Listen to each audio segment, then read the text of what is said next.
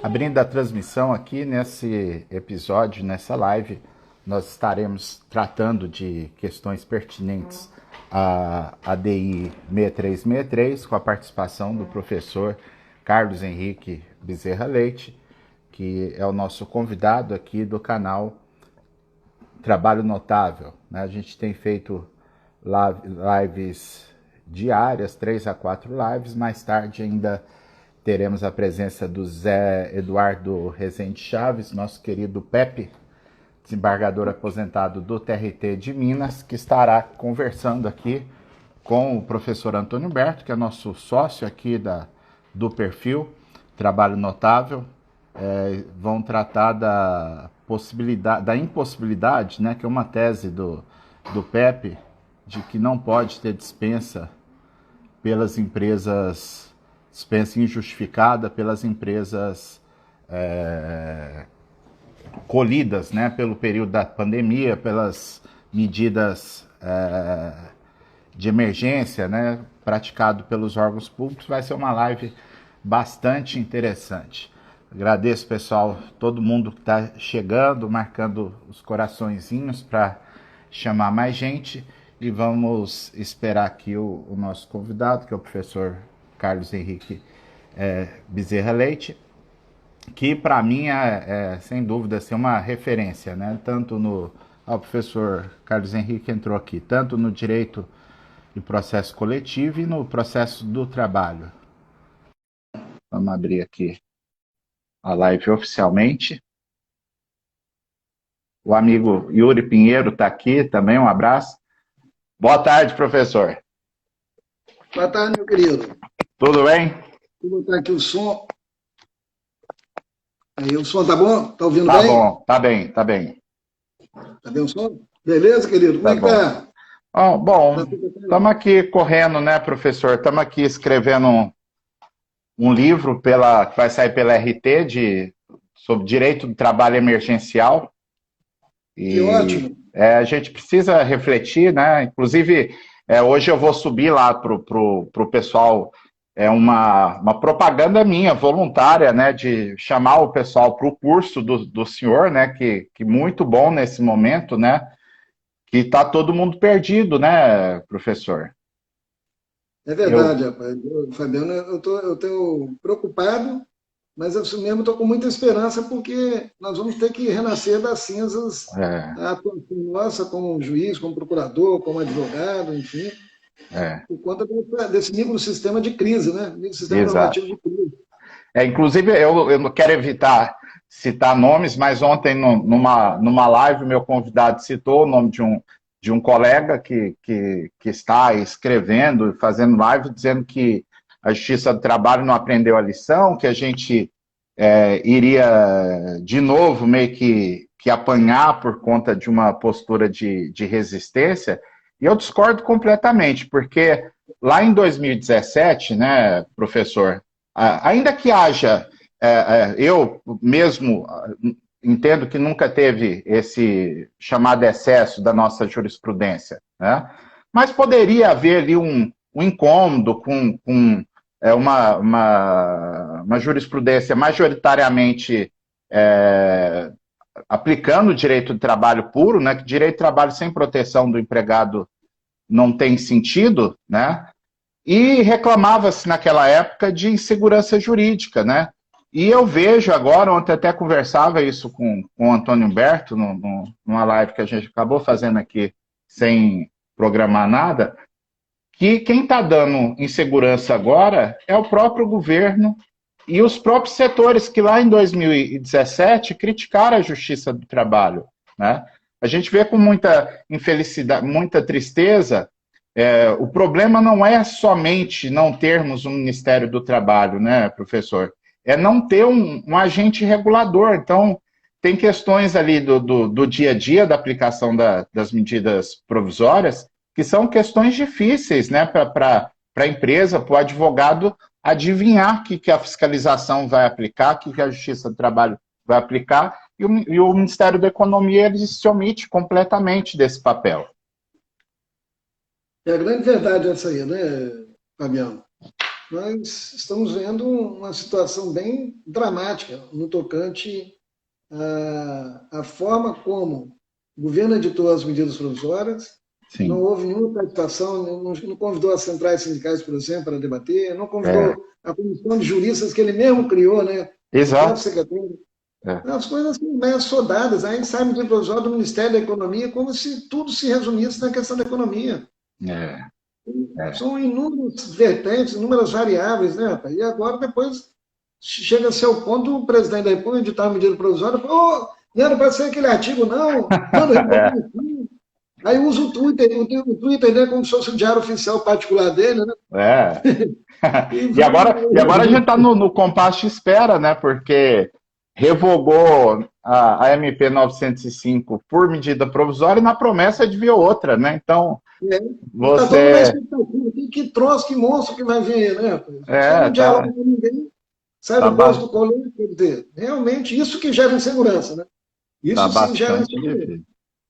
Tá bastante difícil mesmo.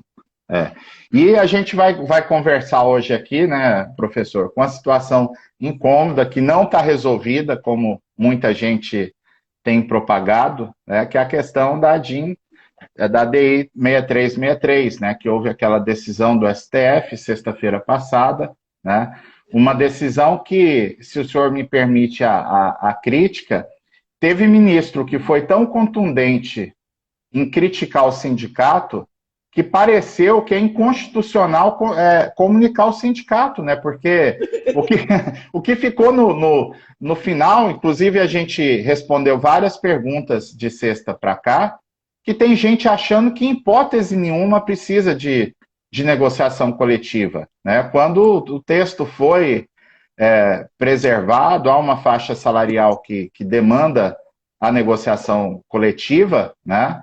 E a gente fica preocupado, né? Porque foi uma crítica muito... E no momento que nós estamos a... Deixa eu... O som apagou. Estou usando um fone aqui, vamos... Meu som tá bom? Melhorou agora? Melhorou? Melhorou ou não? Muito baixo o seu som. Então eu vou fazer o fone e eu chego mais para frente. Melhorou agora, professor? Eu estou ouvindo pouco, rapaz. Deixa eu... Bom, tá melhor agora? Tava bom o seu som e de repente parou. E agora, melhorou? Oi? Melhorou ou não? Tá bem baixinho. Eita, o que será, hein?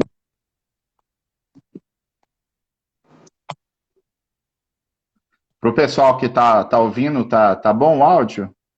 Parece que tá bom. Até o professor Yuri tá dizendo que tá bom. Então ouvindo bem os dois. Tá bom.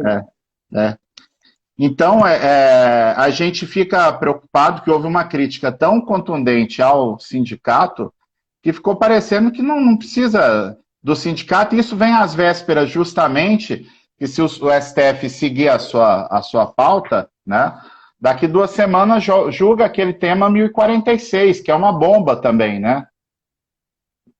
É verdade, rapaz. Eu estou achando que a decisão do Supremo, ao invés de trazer segurança jurídica, complicou muitas coisas. A liminar do Lewandowski, eu tenho defendido isso, estava muito melhor, porque estimulava a negociação coletiva, e com isso, assim, a negociação poderia depois, né, o acordo coletivo lá na frente, referendar as reduções, né, referendar a suspensão do contrato, enfim. Mas agora a tendência vai ser o sindicato mesmo, vai entrar como substituto que vocês fazem, tentar anular esses acordos individuais. Acredito que vai acabar acontecendo isso. Uma avalanche de processo na Justiça do Trabalho. Os trabalhadores que foram dispensados também vão ajuizar a ação. O Ministério Público do Trabalho também, eu acho que tem que estar no dever de defender os direitos fundamentais, nos casos concretos, enfim. Realmente, eu acho que a decisão do Supremo foi lamentável.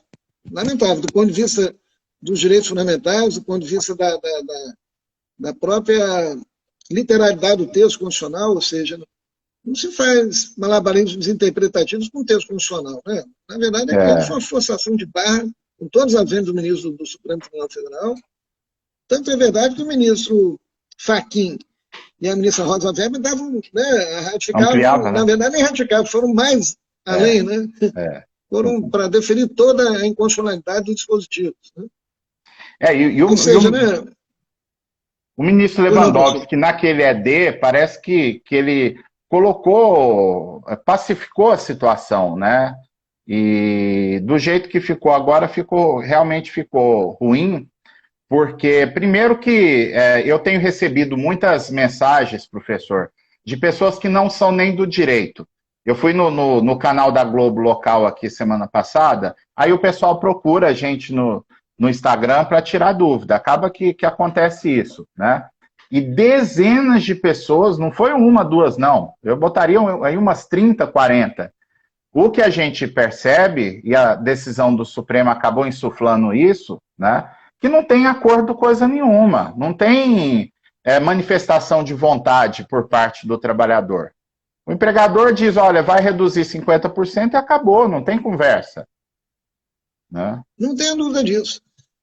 E o problema tudo é que o Supremo, lamentavelmente, alguns ministros ainda falam, não, mas se ele se recusar, vai perder o emprego. Olha, se a própria medida provisória traz como princípio a preservação do emprego e da renda, como é que você pode ter interpretação contrária à própria medida provisória? Quer dizer, o Supremo foi pior do que o próprio presidente da República no tocante ao desmonte dos direitos sociais trabalhistas. Pelo menos a medida provisória, né, mandou comunicar ao sindicato, evidentemente, ou seja, para trazer um diálogo social, para, eventualmente, o sindicato acenar depois na frente para negociar, para facilitar, fazer um acordo ad futuro. Acho que foi essa a intenção. Porque não faria sentido mandar comunicar ao sindicato como se fosse um órgão meramente carimbador ou cartorário. Mesmo porque a reforma trabalhista tirou do sindicato esse papel de homologador de rescisão de contrato. Exato. Se nem para rescisão de contrato não precisa de segunda assistência sindical, por que para reduzir salário ou para suspender contrato vai precisar? Na lógica neoliberal da reforma trabalhista.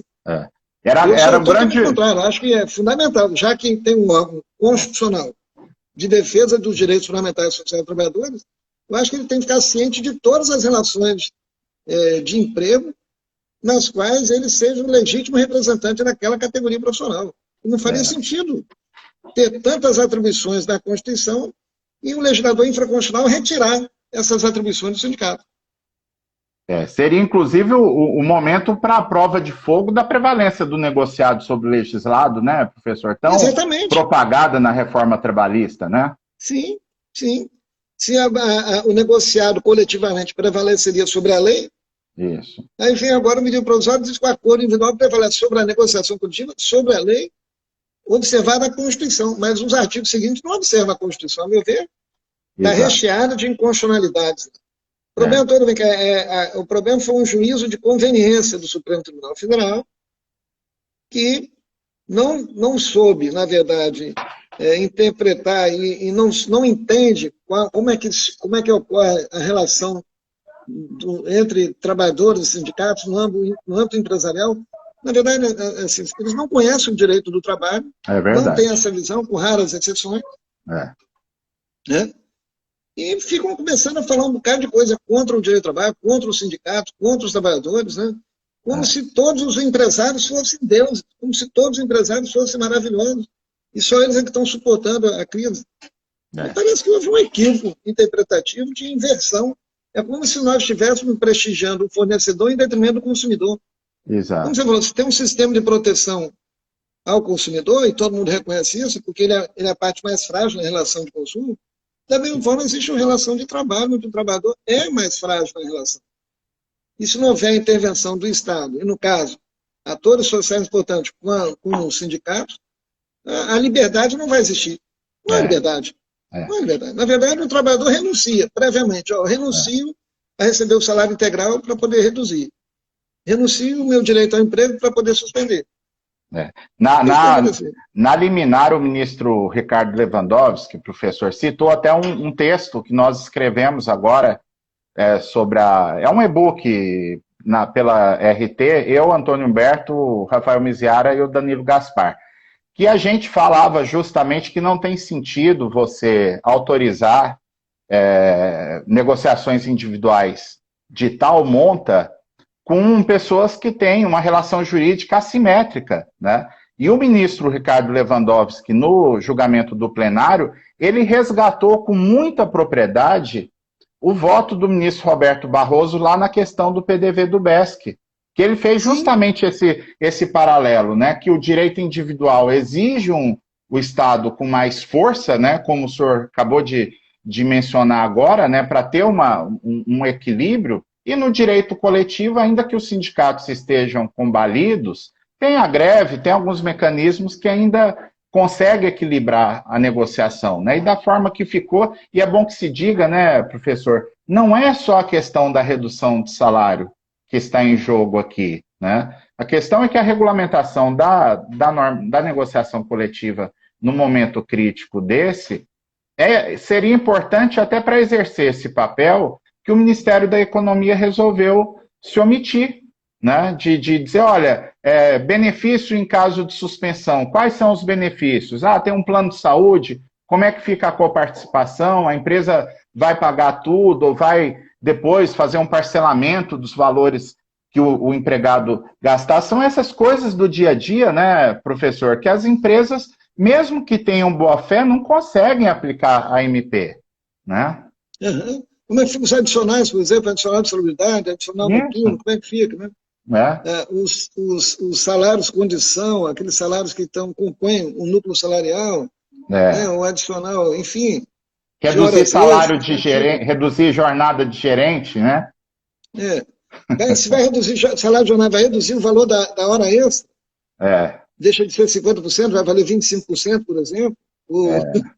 Então, realmente, se criou tanta celeuma, tanta discussão, que isso tudo vai desaguar no judiciário. Nós vamos trazer uma série de demandas para o judiciário, e certamente isso que gerou insegurança jurídica, porque se o Supremo prestigiasse a negociação coletiva, como eu tenho ressaltado, tudo isso poderia ser objeto de uma grande transação coletiva, com aval do sindicato, um instrumento coletivo, que é um instrumento reconhecido na Constituição, e pronto, se pacificaria a questão com muito mais tranquilidade. E o ideal é que a medida provisória não quer enaltecer os sindicatos, por quê? Porque quem vai negociar isso são os dirigentes sindicais que têm uma garantia provisória no emprego, tem uma certa estabilidade. E esse sim, com estabilidade, aí o trabalhador tem condições, pelo menos durante o período de estabilidade, a negociar diretamente com o empregador. É para isso que existe a estabilidade constitucional, inclusive. Exatamente. Essa garantia constitucional. Né? E a gente não... É por isso que a participação do sindicato é para isso, para que haja efetivamente um mínimo de igualdade entre o empregador e os empregados, por meio da sua representação sindical. Senão, realmente, na verdade, é uma falta de liberdade esse acordo individual. Uma imposição do empregador. E a gente não tem noção ainda, né, professor, do que está sendo a aplicação do artigo 2º lá da outra MP, né, de liberar acordos individuais envolvendo direitos que tradicionalmente só o sindicato, e olha lá, podem transigir, né? E aí realmente é um risco muito, muito forte, inclusive do parlamento gostar e na hora da conversão da medida provisória querer estender algum ponto para deixar de forma definitiva, que aí seria realmente um retrocesso maior ainda, né? Porque criou-se o ambiente para desmontar o sistema de proteção aos trabalhadores. E o fundamento foi a crise, porque o governo mudou completamente a lógica, que era estimular a negociação coletiva, agora veio prestigiar o acordo individual. E certamente, como você falou, o Congresso, na hora de convolar em lei, pode ser que ele acresça, modifique o texto, como sempre tem acontecido realmente. Mas, paciência, cabe a nós, operador de direito, apresentarmos as falhas, né, as inconsistências, e o perigo que isso vai gerar para a própria segurança jurídica, que é tão preconizada, né, pelos governos agora, principalmente nos últimos tempos, falam em modernização e segurança jurídica. Modernização e segurança. Isso não é modernização, isso é retrocesso, claro, e não tem nada de modernização, porque nós estamos na contramão do que preconiza a OIT, do que preconiza a Organização dos Estados Americanos, estimulando as soluções tripartites, etc. Nós estamos na contramão. Hoje, inclusive, eu fiz uma live com o professor Luiz Madeira, ele é de Salvador e está fazendo um doutoramento em Portugal. E ele estava comentando, a gente quis fazer a live para ver como é que está a situação lá em Portugal, e ele disse exatamente que o jogo lá é muito diferente, porque você parte de uma negociação que está regida pela Convenção 158, né, da OIT, então realmente é um jogo diferente, né?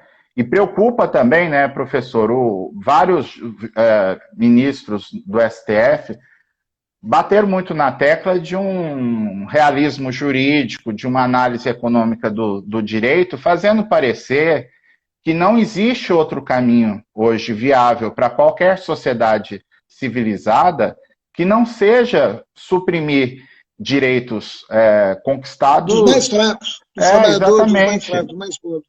Exatamente. E a gente tem muito receio do dia de amanhã, né? Não é só a questão hoje, né? É o processo. É interessante, já que se fala tanto em solidariedade social, né? O postulado, não, temos que ser solidários nesse momento de crise, de pandemia, o inimigo é um só, temos que nos dar as mãos, cada um dando sua cota de sacrifício. Mas cadê a regulamentação do imposto sobre grandes fortunas? Não seria o grande momento? Que está na Constituição há 31 anos e não regulamenta isso? Verdade. Do IGF. Eu sempre falo, esse imposto é para quem ganha bilhão, na faixa de bilhão para cima. E tem uns 1.000 a 1.000 pessoas, você poderia sacrificar um pouco essas pessoas em benefício da sociedade, dos mais pobres, dos mais fracos. Agora, na verdade, o que eu digo, essa medida provisória não pensou no microempresário, não pensou no médio empresário, né, no pequeno empresário.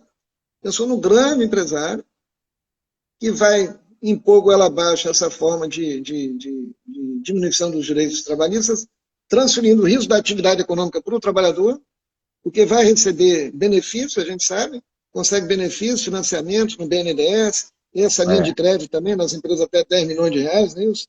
Isso. Poderão um faturamento. Essa linha de crédito tinha que ser a primeira medida, né? Se alguém está pensando em solidariedade, o governo abre os cofres para as empresas para poder evitar a dispensa, evitar a redução dos direitos dos trabalhadores. E não a 927, depois a 936. Quer dizer, primeiro pensou em sacrificar os trabalhadores, depois é que a gente vai pensar em dar alguma ajuda para as empresas. É um negócio bem assustador, né? E até nessa, acho que a medida 945, que trata da linha de crédito, está tendo uma polêmica danada já, né, professor? Se tem ou não tem garantia de emprego dos trabalhadores nas empresas que tomam a linha de financiamento. Eu não tenho dúvida que é até uma questão social e também de interpretação em dúbio pró-operário, né? Mas a gente percebe, não sei qual é a posição do senhor, mas que está já tendo muita dúvida, a gente falando que não, que essa questão, se a empresa dispensar, é só uma questão de antecipar o vencimento do empréstimo, mas o trabalhador mesmo não tem proteção nenhuma, né? Na verdade, é isso que eu estou dizendo. Essa medida provisória, quando o Supremo vem falar, não, mas o trabalhador fique tranquilo que ele vai ter garantia no emprego. Nenhuma das medidas provisórias garante o emprego. A própria medida provisória que prevê, no artigo 10 lá, a garantia do emprego, o parágrafo 1º logo já diz, a dispensa sem justa causa durante o período de garantia do emprego, quer dizer, isso já é uma contradição lógica dentro da própria medida provisória, e, na verdade, o empregador vai poder pagar uma indenizaçãozinha, porque o valor da indenização vai ser um percentual sobre o salário já reduzido durante a redução salarial, por exemplo. Inverte toda a construção que a gente tem, né, professor, de efeito de garantia de emprego, né? Garantia no emprego é o direito que o empregado tem de permanecer no emprego, mesmo contra a vontade do empregador. O empregador que tem o ônus de provar que a despedida, nos termos da Convenção 58 da OIT, é uma despedida com justa causa, né, motivado por uma razão disciplinar, econômica, técnica ou financeira. É o empregador que tem que provar. É que nós invertemos, criamos uma lógica generalizada de que durante a pandemia o empregado sempre é que tem que ceder, porque o empregador há uma presunção de validade do ato empregatício, né, do ato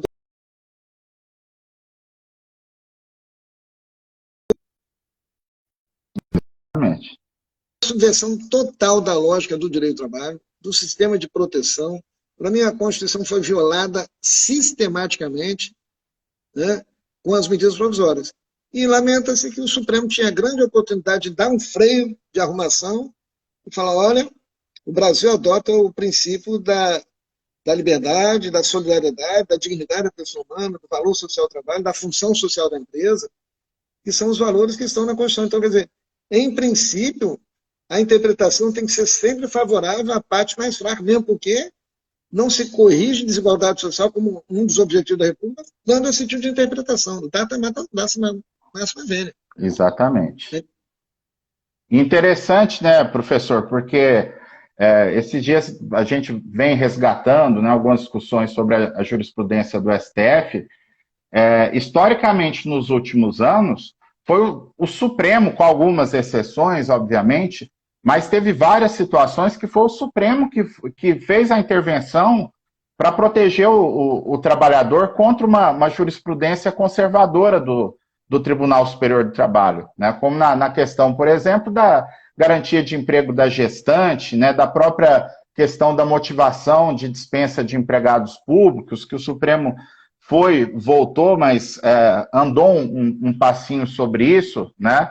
E num tempo historicamente tão curto, a gente vê uma mudança completa, né? Que agora toda questão, primeiro que nunca pautou-se tantas questões trabalhistas como agora, e cada questão a gente já vai assistir o julgamento já meio imaginando o que vai acontecer, né?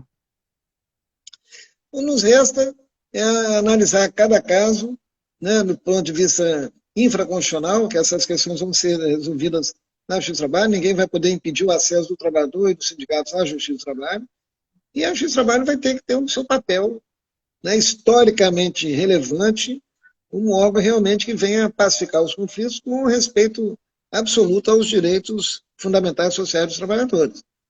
Senão ela perde a própria razão de existir, senão a onda realmente de extinguir a Justiça do Trabalho, ela vai embora. Aí, né, realmente, eu não vejo se essa onda pegar, e se a própria Justiça do Trabalho, os juízes do trabalho, não atentarem para o momento gravíssimo que está se passando num sistema de proteção aos trabalhadores, se os próprios juízes do trabalho não tiverem essa atenção, realmente vai emplacar o discurso da extinção da Justiça do Trabalho, do Ministério Público do Trabalho, já extinguiram o Ministério do Trabalho. Agora, a tendência é extinguir essas outras instituições. Porque são instituições, a independência dos concursos, etc., deixa as pessoas com liberdade de pensar, liberdade de falar. Né? E essa que é a grande, vamos dizer assim, o grande legado negativo dessas medidas provisórias de plantão, que não observaram, né, os direitos mínimos básicos para tentar resolver a crise. Invoca-se a solidariedade, mas não há solidariedade. Não há. Eu acho que os empresários que realmente estão de boa fé, que tiveram um estabelecimento fechado, que não estão vendendo, não estão tendo podendo funcionar adequadamente, que é a questão de lucro, é a questão da própria, o jogo do mercado. Risco, né? O empregador é aquele que assume o risco da atividade econômica. Aquele empregador que já estava tendo prejuízo antes da crise, agora vai querer se beneficiar da crise, né? Não então, alguns vão pegar esse dinheiro, vão fazer, porque o empresário previdente ele tem sobra de caixa, ele tem previsão para algumas situações assim, emergenciais. Né? E a crise tem 3 meses, 4 meses. Né? Agora começou agora em abril, quer dizer, não tem um mês, né? Na verdade, de crise, né? Assim mesmo, reconhecida, com fechamento de estabelecimento e tudo.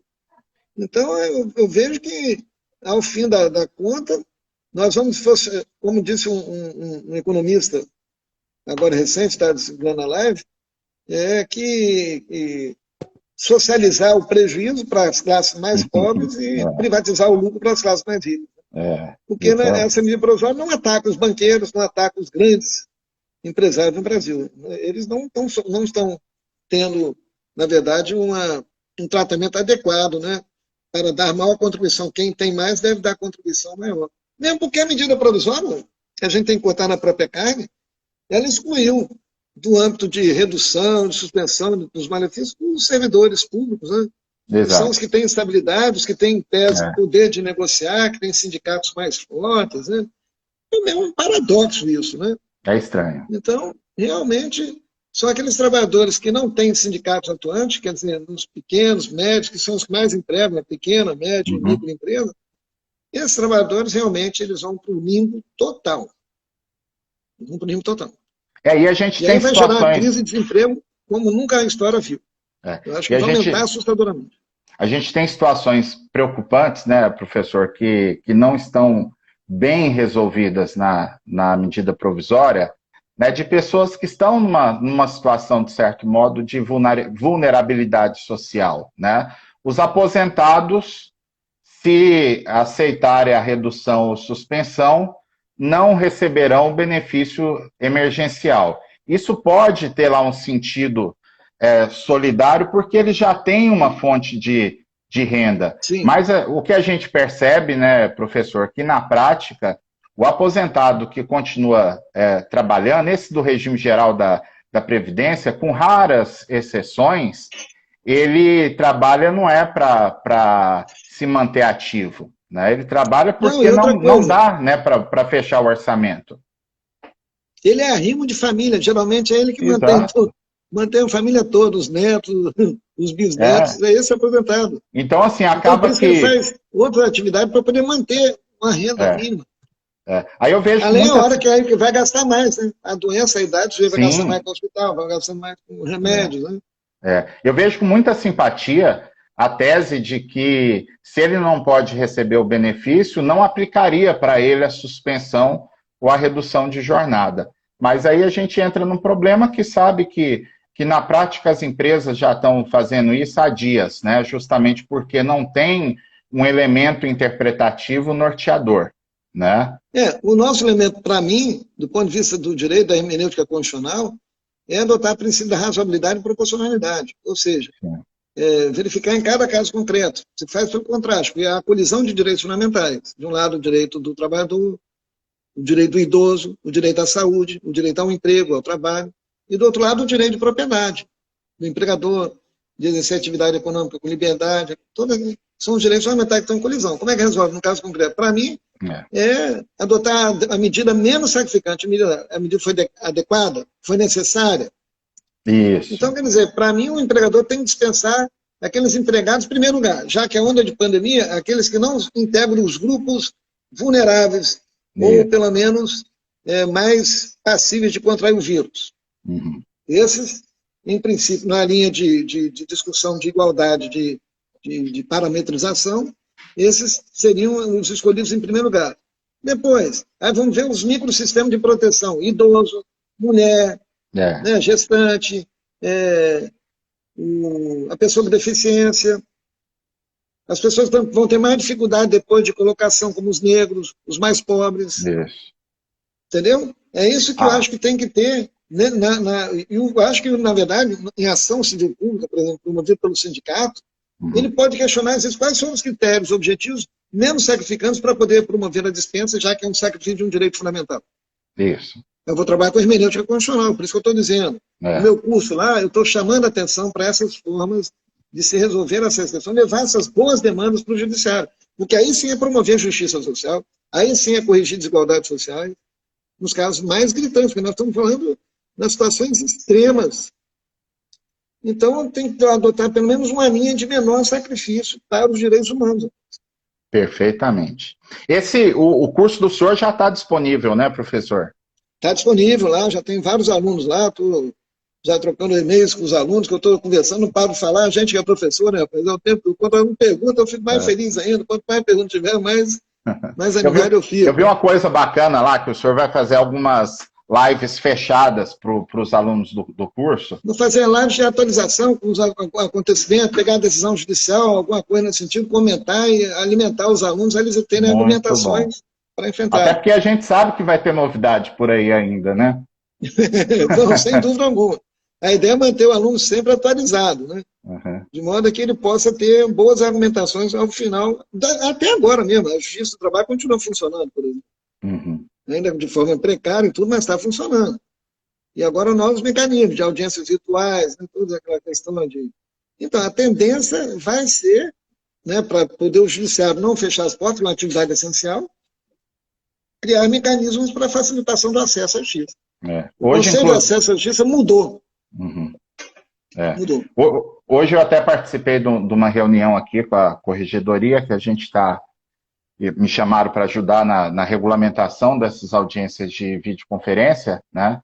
E é um tema muito sensível, né, professor? Que ao mesmo tempo você tem que que compreender, às vezes tem um advogado ou um litigante que tem alguma dificuldade com informática, né, e o tribunal não vai estar aberto para ter lá o equipamento, ter gente para orientar, então, ao mesmo tempo, tem que construir uma situação, já que o senhor tocou no acesso à justiça, né, que é o acesso efetivo, a gente tem que construir uma situação que respeite, evite até um prejuízo processual desse que tem uma deficiência, digamos assim, informática, mas não pode deixar uma regra muito aberta que alguns reclamados possam querer aproveitar da situação, né? De todo mundo que não queira o processo andar, manifesta lá, o meu cliente não tem computador, ou ele tem dificuldade, e o problema é da testemunha e o processo não anda, né? A oitiva de testemunha também, né, vai ser complicada. Sim, sim. A ideia é que o judiciário esteja atento de que ele deve, mais do que nunca, promover a igualdade de armas, a igualdade de condições materiais para que se possa efetivamente prestar a jurisdição justa, né? Para isso a gente vai precisar da jurisdição pedagógica, tem que chamar de jurisdição educativa, de jurisdição pedagógica, né? Do juiz ser um instrumento de facilitação, de informar as partes, né, exatamente, acerca das inúmeras variáveis que vão surgir nesse conflito, as dificuldades operacionais. Cabe ao juiz chamar as partes, concitá-las, né, acerca dessas dificuldades, dessas barreiras. Mas se houver, como eu digo, solidariedade, boa-fé, e sobretudo no sentido de reconhecer que a promoção da justiça ela é fundamental para a pacificação justa dos conflitos, eu acredito que a OAB, Ministério Público, os próprios sindicatos, os empresários realmente de boa-fé vão entender essa situação. Os advogados também, eles têm que ter muita preocupação, porque eles também são funções essenciais à justiça, né? Exato. E isso é muito importante, né? O diálogo, o princípio da colaboração, da cooperação, se torna muito mais evidente no processo virtual. Né? Você não pode criar mecanismos, né? Utilizar a telemática para poder criar dificuldades, né? Na obtenção da verdade, na solicitação da colheita de prova pelo juiz, né? No alerta adequado à parte, à testemunha, coisa e tal, como é que ela está prestando o seu depoimento. Os advogados falando, deixar bem claro, doutor, quem vai ter o ônus da prova, o juiz tem que ter essa jurisdição educativa.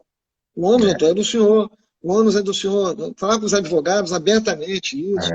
Sem pegadinha, né, professor? Assim, porque nós vamos, realmente, aquele mais esperto, aquele que sabe lidar melhor com os meios telemáticos, eles vão levar vantagem danada no processo. Exatamente. Cria uma disparidade inimaginável, né? Uma disparidade técnica, eletrônica. E aqui a situação é inversa, né? Os advogados mais novos, em tese, estão mais familiarizados com os meios telemáticos, os mais idosos vão ter sinceramente, do jeito que está, eles vão levar um ferro danado na disputa dos processos, nas questões processuais telemáticas e do processo digital e do processo eletrônico. É uma situação complicada. Mas é isso mesmo, é um novo tempo, né, professor? Nós temos que estar preparados para esse novo tempo. E nós, como professores, nós temos o papel de trazer essas discussões, né, para formar melhor, né, a formação continuada, atualizar melhor, e saber que esses tempos aí podem ser superados se a gente tiver realmente uma boa formação para defender melhor, né, os clientes nossos, né, em toda a situação, quando eu falo jurisdicionário, lato sensu, mas os advogados, principalmente, né, que eles é que estão lá na ponta mesmo, com os clientes, com o empregado, o empregador, esses é que são os verdadeiros protagonistas, nos casos concretos, nas práticas do judiciário. Eles é que vão levar essas demandas para o judiciário. E o senhor tocou num ponto importante, que é o papel dos professores, né, professor? Eu tenho uma admiração imensa, o senhor é uma das referências minhas de estudo, em especial de processo coletivo e processo do trabalho, né? Mas uma coisa que é muito nobre, que a gente tira dessa pandemia, né?